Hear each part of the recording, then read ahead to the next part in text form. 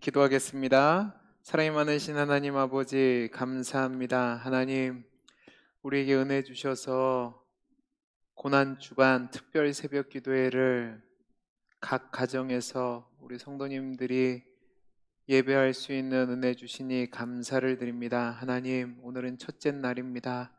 이번 한 주간 동안 이 특별 새벽 기도회를 통해서 정말 주님이 우리를 위해 베풀어 주셨던 그 십자가의 은혜가 얼마나 큰지를 깨닫게 하시고, 우리 성도님들이 더 깊은 은혜의 자리, 신앙의 자리로 나아갈 수 있는 귀한 시간이 되게 주옵소서. 하나님, 마칠 때까지 우리 하나님이 함께하여 주시기를 소원하며 사랑 많으신 예수님 이름으로 기도하옵나이다. 아멘. 오늘 우리에게 주신 하나님의 말씀은 누가복음 23장 32절에서 34절 말씀입니다. 누가복음 23장 32절에서 34절 말씀. 누가복음 23장 32절에서 34절 말씀을 한 절씩 교독하시고 마지막 34절은 합독하도록 하겠습니다. 제가 32절 말씀 읽습니다. 또 다른 두 행악자도 사형을 받게 되어 예수와 함께 끌려가니라. 해골이라 하는 곳에 이르러 거기서 예수를 십자가에 못 박고 두 행악자도 그렇게 하나니 하나는 우편에 하나는 좌편에 있더라. 같이 읽습니다. 이에 예수께서 이르시되 아버지 저들을 사하여 주옵소서. 자기들이 하는 것을 알지 못함이니이다 하시더라. 그들이 그의 옷을 나눠 제비 뽑을세. 아멘. 이번 주간은 고난주간 특별 새벽 기도회로 저와 여러분이 만나는 주간입니다. 제가 우리 동원교회 부임해서 첫 번째 고난주간을 보내고 있습니다.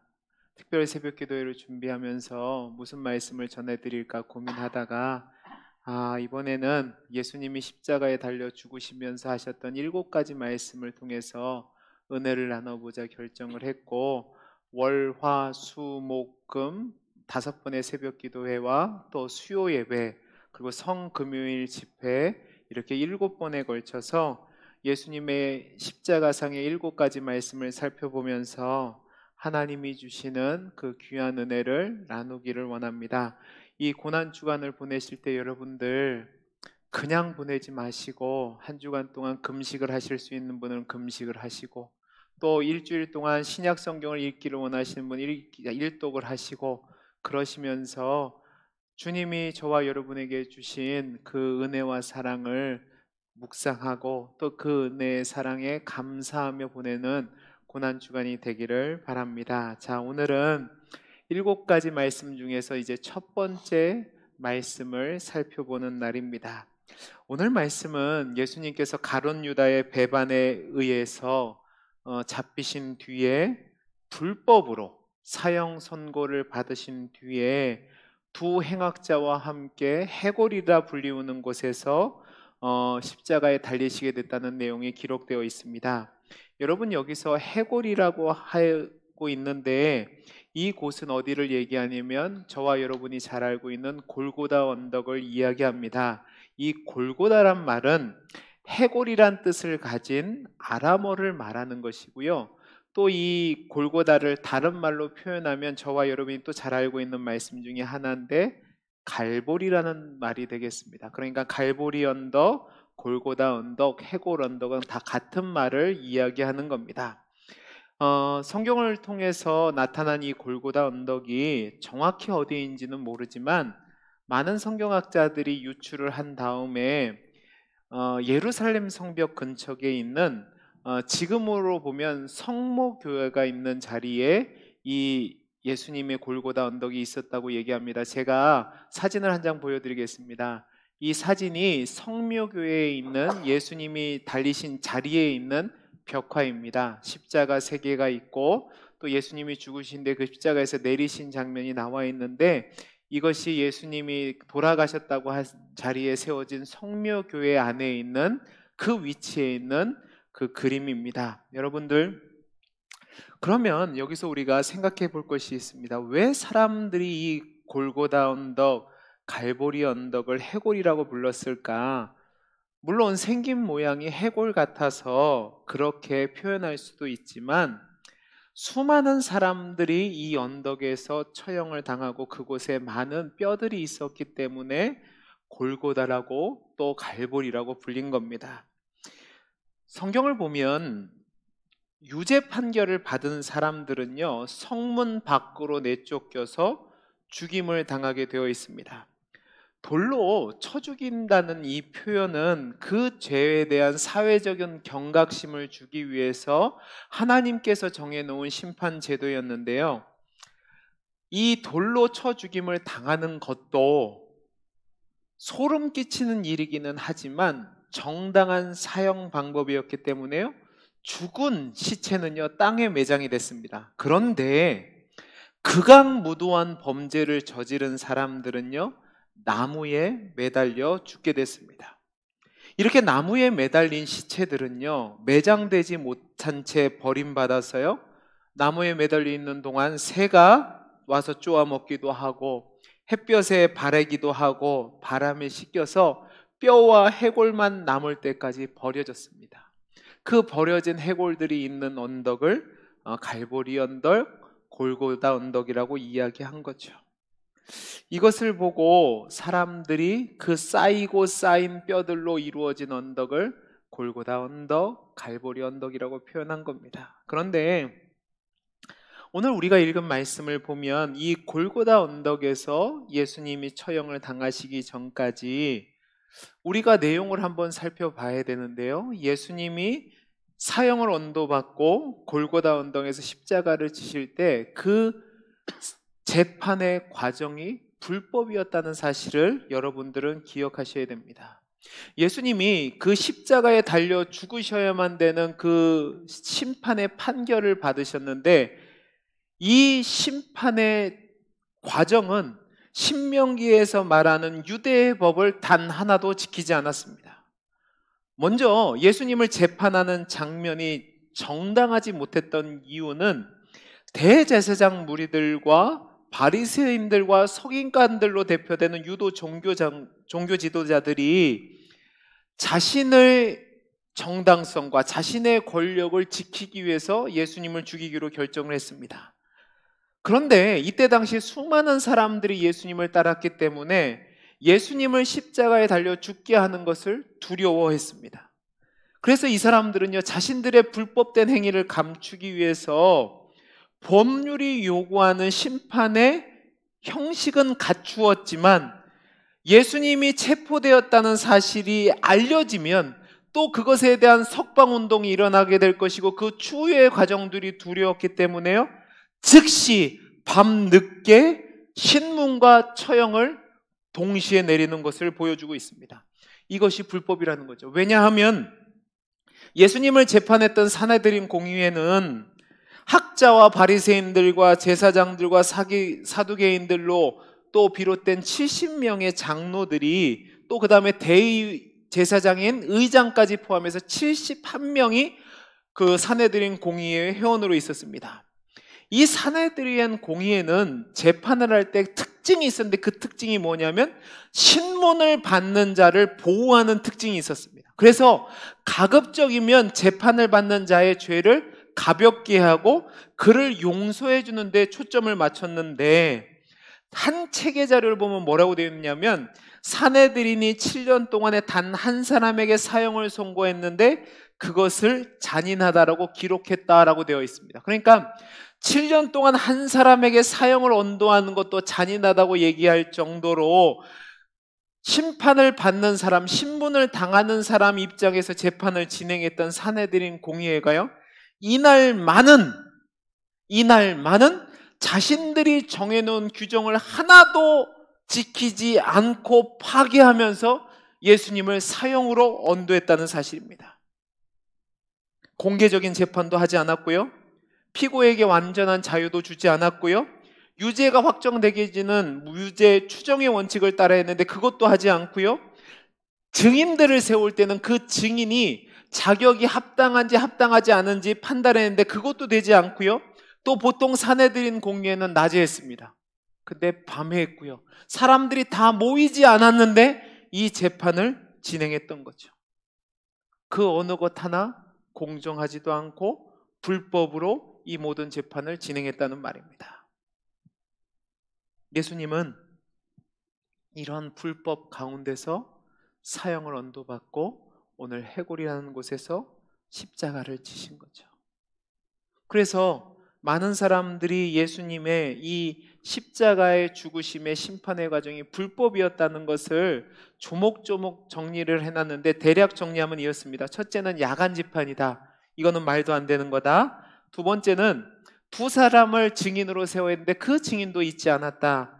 또 신문과 판결하는 날을 같이 두지 않는데 이것은 같은 날 신문과 판결을 냈다. 이것도 맞지 않는다. 또 산헤드린 재판이 안식일을 바로 앞에 두고 6월절 절기가 진행되는 동안은 하지 않았는데 6월절 절기를 앞두고 했단 말입니다. 이것도 불법이라고 이야기를 하고 있습니다. 그런데 이 불법 속에서 예수님이 지금 죽어 가시고 있다는 말입니다. 여러분이 만약에 예수님이라면 어떠셨을 것 같으십니까? 원통하고 분하고 그러지 않으셨겠습니까? 여러분이 이렇게 불법적인 재판 가운데 죽게 되었다면 여러분은 그들을 향해서 뭐라고 말씀하시겠습니까?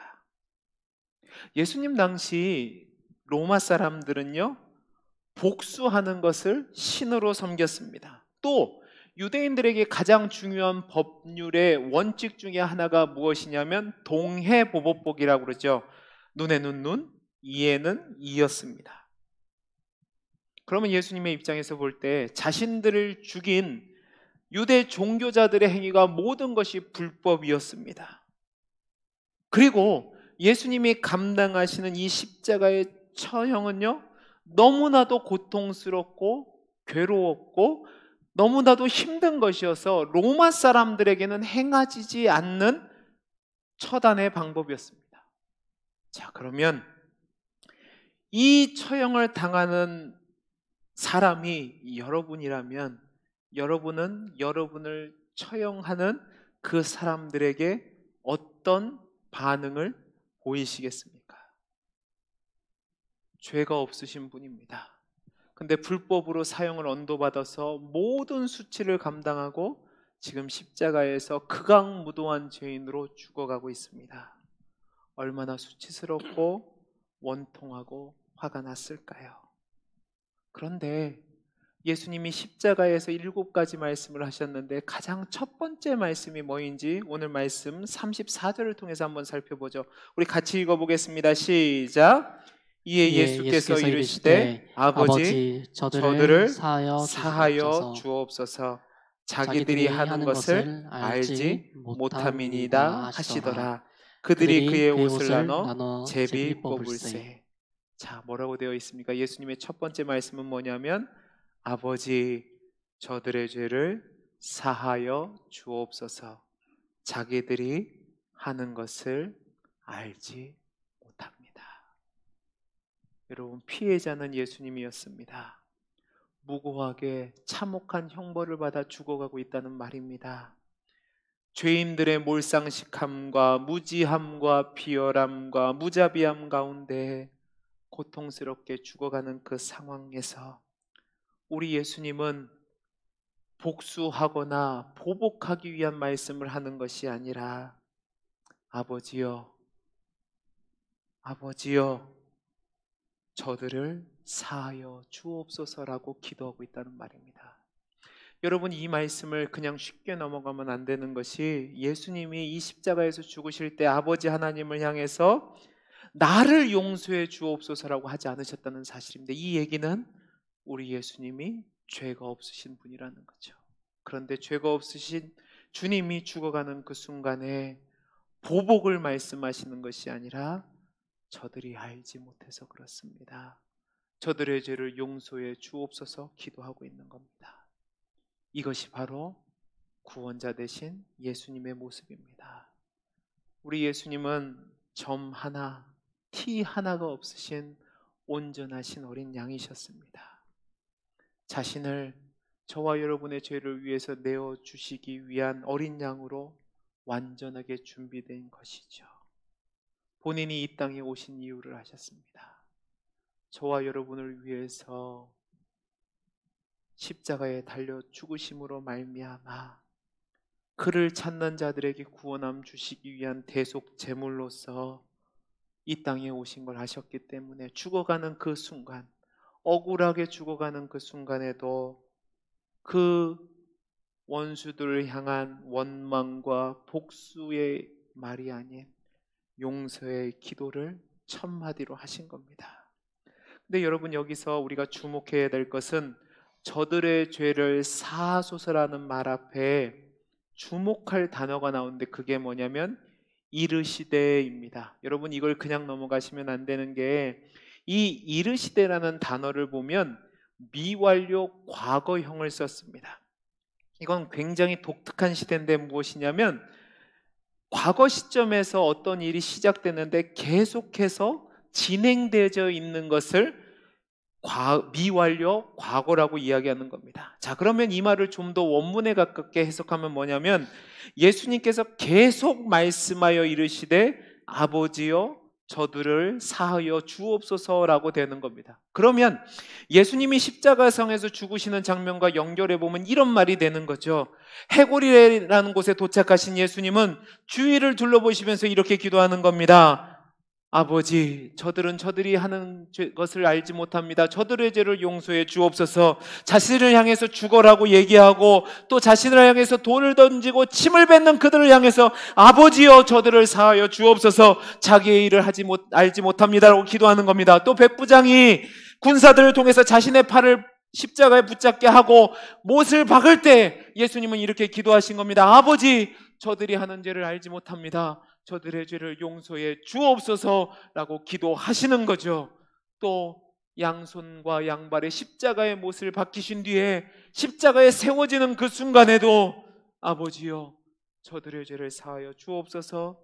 저들의 하는 일을 알지 못합니다라고 기도하시는 겁니다. 또 오늘 말씀에 나오는 것처럼 군병들이 예수님의 옷을 벗기고 나누었고 제비 뽑을 때에도 예수님은 동일하게 기도하신 겁니다. 아버지, 저희의 죄를 사하여 주옵소서. 자기가 하는 일을 알지 못합니다. 그리고 그 주님이 지금 저와 여러분을 위해서도 동일하게 이렇게 말씀하시는 겁니다. 아버지, 저들의 죄를 용서하여 주옵소서. 저들은 저들이 하는 죄를 알지 못합니다. 여러분이라면 어떻게 기도하셨겠습니까? 계속해서 의지를 가지고 용서해 주옵소서라고 기도하실 수 있으시겠습니까? 여러분, 용서가 얼마나 힘든지 아시죠? 용서하는 것이 쉽지 않습니다. 우리는 얼마나 많은 원한 가진 사람들이 있습니까? 남편이 원수일 수도 있고, 아내가 원수일 수도 있고, 부모가 원수일 수도 있고, 자녀가 원수일 수도 있고, 친구가 원수일 수도 있고, 내 주변에 있는 성도님들이 원수처럼 보일 수도 있습니다. 다 하나같이 나에게 상처 준 사람들이죠. 그런데요, 그 사람들을 용서하는 게 쉽지 않습니다.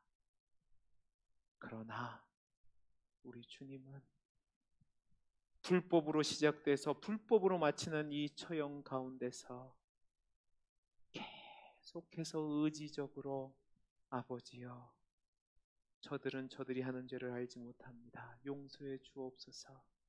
아버지여 저들은 저들이 하는 것을 알지 못합니다. 용서해 주옵소서. 계속 기도하고 계시는 겁니다.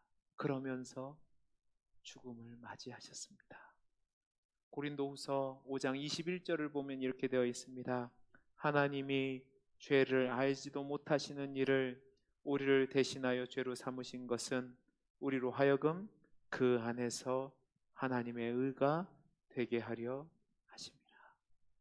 죄를 알지도 못하신 주님이 그렇게 억울하게 죽임을 당했는데 주님은 복수를 이야기하신 것이 아니라 계속해서 죄를 사하여 달라고 기도하고 계신 겁니다. 그 은혜와 사랑 때문에 저와 여러분이 지금 이 자리에 있는 겁니다. 고난주간 특별 새벽 기도회로 하나님을 예배할 수 있는 거죠. 여러분, 이 한 주간 동안 무엇을 생각하시겠습니까? 여러분, 이번 한 주간 동안 보내시면서 특별히 오늘 하루 생각하실 것이 무엇이냐면, 주님의 고난을 기억하시면서 내가 무엇인가 할 수 있다는 생각을 내려놓으시기 바랍니다. 우리가 할 수 있는 것, 우리가 드릴 수 있는 것은 하나도 없습니다. 예수님의 이 아버지여 저들을 용서해 주옵소서 계속 되뇌이셨던 그 말씀 때문에, 그 은혜 때문에 저와 여러분이 이 자리에 있는 겁니다. 또 한 가지, 이번 한 주간 동안 여러분을 힘들게 했던 사람을 생각해 보시기 바랍니다. 예수님이 의지를 가지고 계속해서 아버지여 저들의 죄를 용서해 주옵소서라고 기도하셨다면, 그 은혜로 내가 지금 이 자리에 있다면 여러분도 의지를 가지고 예수님처럼 아버지 저들을 용서할 수 있는 마음을 주옵소서, 그 기도를 드리시는 여러분들이 되기를 바랍니다. 그래서 주님이 우리를 용서해 준 것처럼 저와 여러분이 있는 그 자리에 이 용서의 은혜가 넘칠 수 있게 되기를 간절히 소원합니다. 이 은혜가 저와 여러분에게 한 주간 있기를 바라며, 여러분들 오늘 하루 늘 용서받은 자로, 용서받은 자의 삶을 살아가시는 귀한 은혜가 있기를 바랍니다. 기도하겠습니다. 사랑이 많으신 하나님 아버지, 이 시간 말씀을 통해서 큰 은혜 주셨사오니 용서함 받은 자답게 용서하는 삶을 살게 해 주옵소서. 은혜 주심을 감사하며 사랑 많으신 예수님 이름으로 기도하옵나이다. 우리 찬양 149장, 찬송가 149장을 찬양하시겠습니다.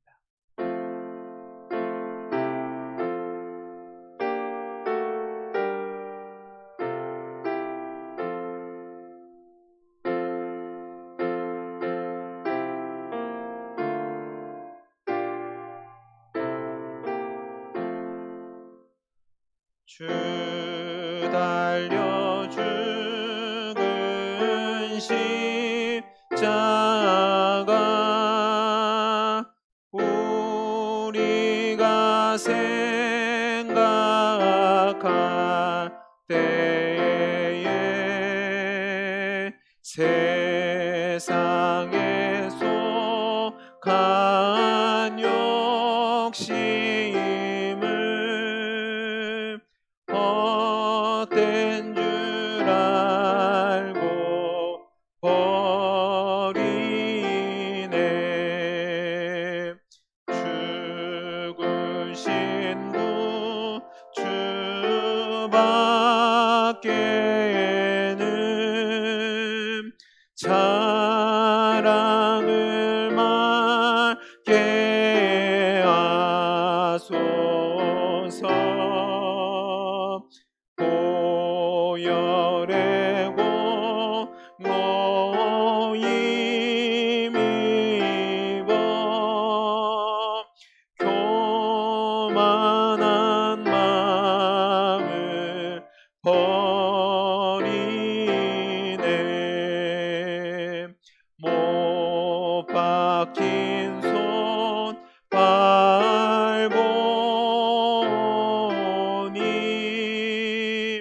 큰 자비 나타내셨네.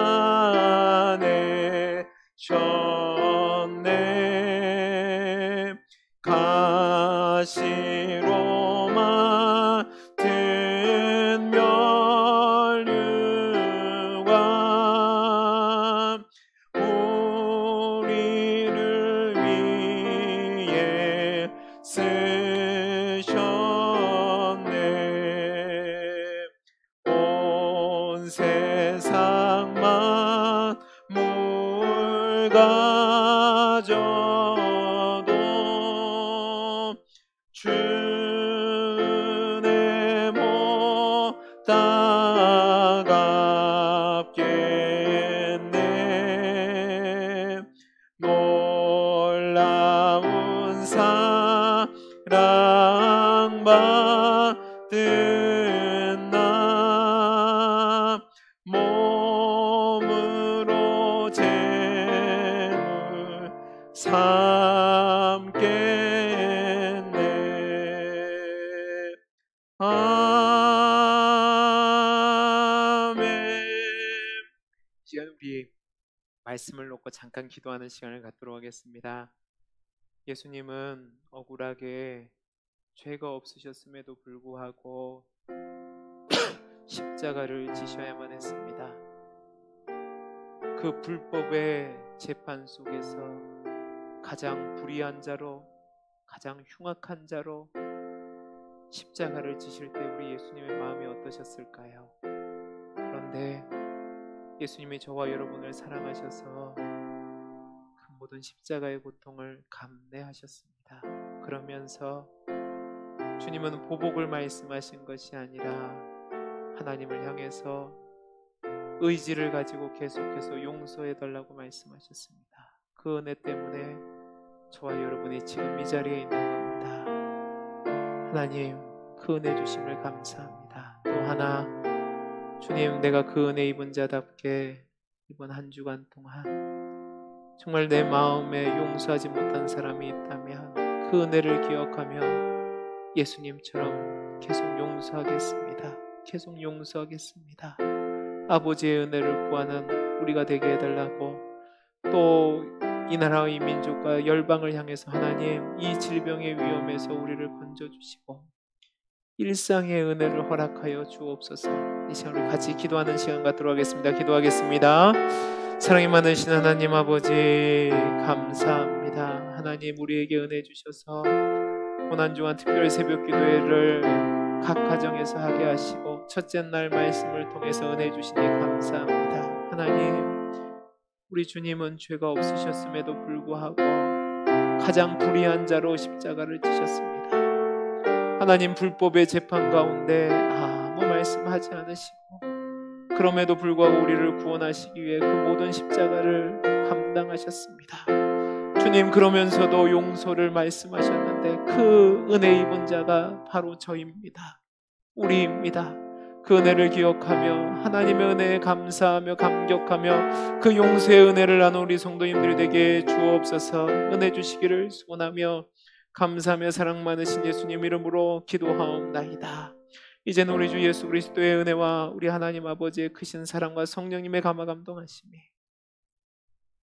예수님의 그 용서하심의 은혜로 내가 있음을 깨닫고 용서하는 자로 살기를 소원하는 우리 사랑하는 성도들 머리 위에 이제로부터 영원토록 함께 있을지어다.